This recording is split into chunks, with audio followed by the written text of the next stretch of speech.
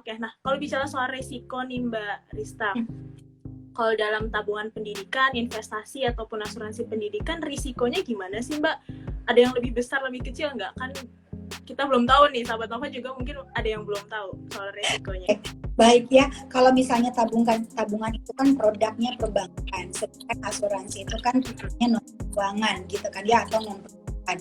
Nah jadi kalau ngomongin tentang tabungan dengan asuransi, ini dua hal yang berbeda Mbak, gitu ya. Yang satu kita menitipkan uang, kemudian mereka menjaganya gitu kan ya, tapi ada fee-nya juga dari administrasi, tapi uang kita aman ya. Nah, kemudian asuransi ada resiko yang bisa kita kendalikan dengan kedua tangan kita, bahkan dengan aset kita, tapi ada beberapa resiko yang nggak bisa semuanya kita dengan tangan kita gitu ya, dengan aset. Makanya asuransi berbicara transfer resiko ya, ini dua hal yang berbeda ya dengan asuransi kita mentransfer resikonya. Nah, kalau ngomongin dengan tabungan pendidikan untuk mencari teman-teman yang aman dan real, jelas, bisa hitung misalnya nabungnya 500.000 setiap bulan, maka kalau setahun 6 juta, kalau kita 10 tahun nabungnya 60 juta gitu kan ya, sudah bisa diperkirakan gitu. Sedangkan kalau misalnya di asuransi gitu ya, ini kalau ngomongin tentang asuransi pendidikan, ini basically-nya asuransi itu perlindungan jiwa Mbak Maria finansialku ya. Ngomongin tentang asuransi itu ada transfer resiko, artinya produk basicnya perlindungan gitu kalau terjadi resiko. Nah kemudian ada produk itu punya endowment, mungkin Mbak Maria sahabat yang dengar, yang kalau misalnya TK keluar, SD keluar gitu kan ya, boleh nggak? Boleh aja, karena dengan yang tabungan.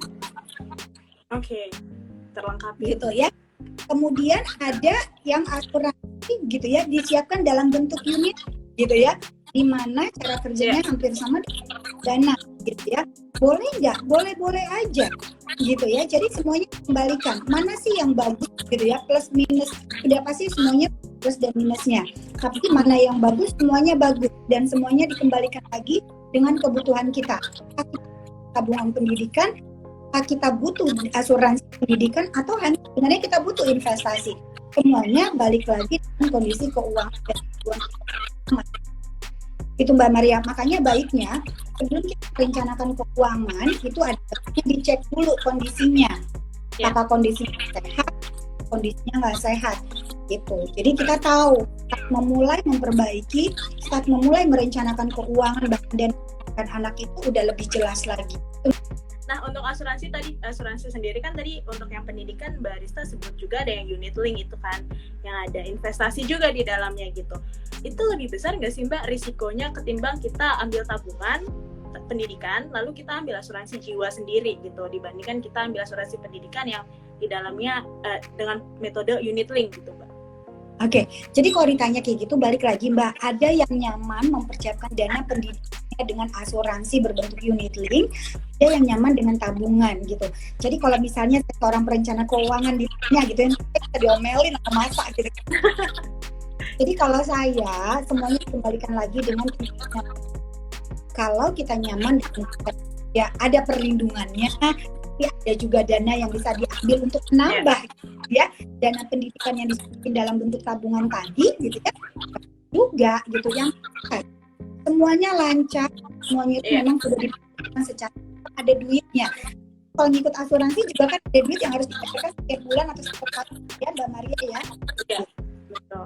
Kalau soal pilih-pilih instrumen tadi ya, ada ininya nggak sih Mbak, apa hal-hal yang perlu diperhatikan seperti bunganya kah atau apanya gitu Mbak yang perlu diperhatikan sebelum kita memutuskan udah ambil asuransi ini aja atau udah ambil tabungan pendidikan yang di sini saja gitu.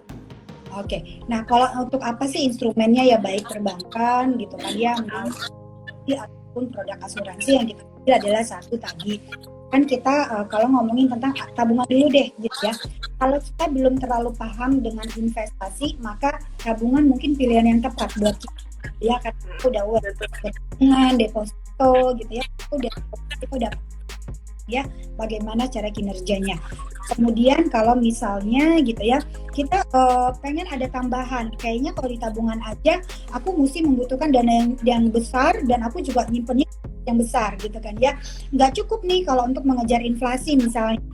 Aku tambahin deh asuransi modelnya kayak unit link, karena kan dia kinerjanya hampir sama dengan reksadana misalnya gitu ya. Boleh nggak? Boleh aja gitu. Sembari kita juga belajar. Jadi sebelum kita menentukan instrumen keuangan gitu ya, ataupun investasi tadi, kita cari tahu dulu plus dan minusnya, kita cari tahu dulu, kita belajar dulu gitu ya.